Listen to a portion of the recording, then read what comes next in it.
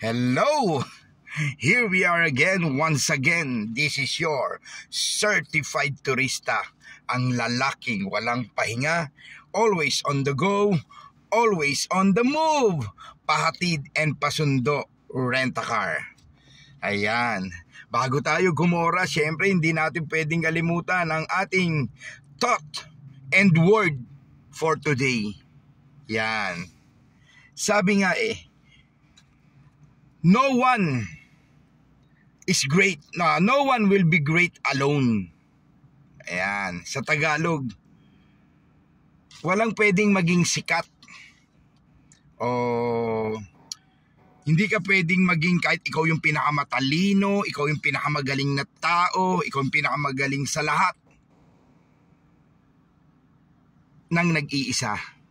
Pwede natin tong i-relate sa isang kasabihan din na no man is an island. Ayan. Pero ang pinaka-the best dito yung no one will be great alone.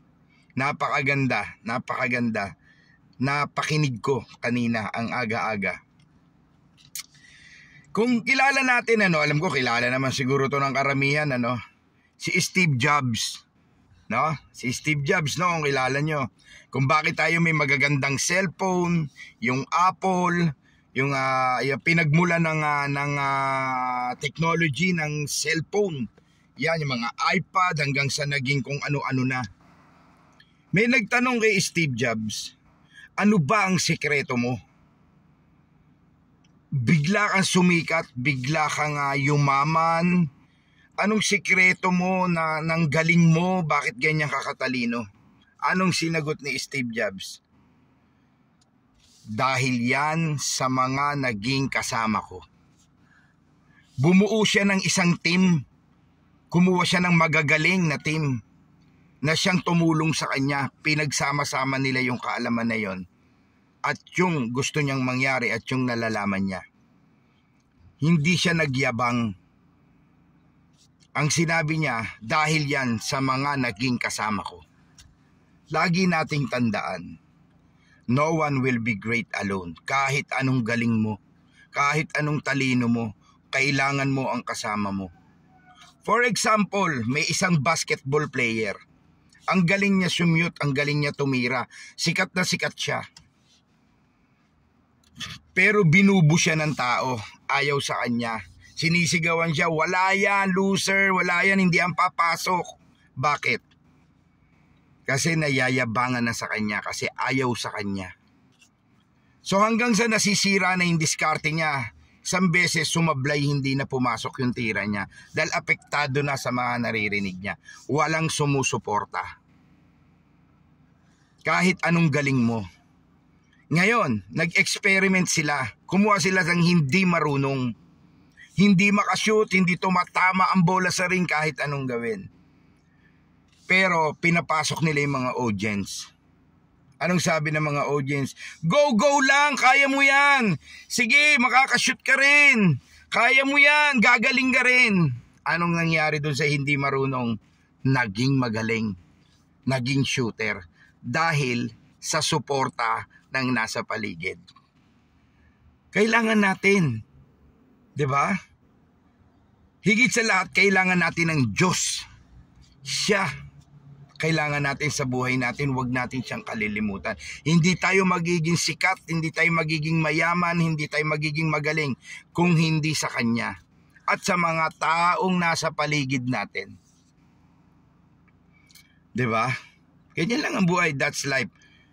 Huwag tayong masyadong mataas ang pride na kala natin, nagawa natin yan dahil sa sarili natin.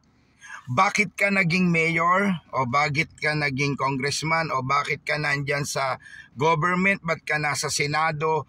Bakit ka empleyado ng city hall? Bakit ka nasa opisina? O bakit ka engineer? Bakit ka...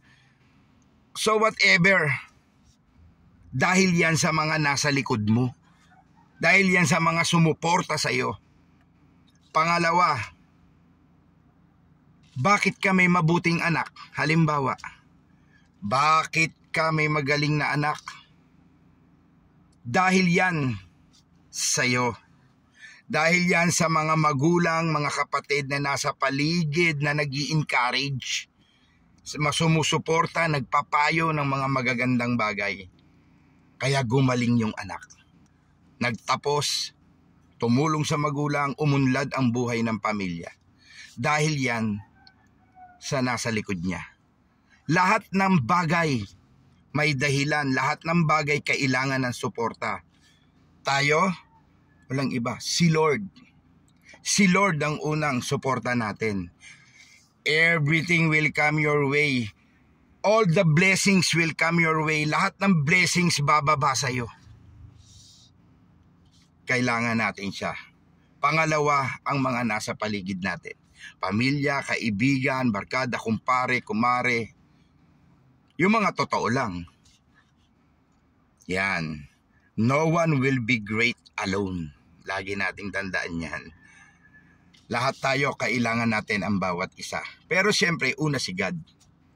So God bless and more blessings. This is our thought and word for today. No one will be great alone. See ya!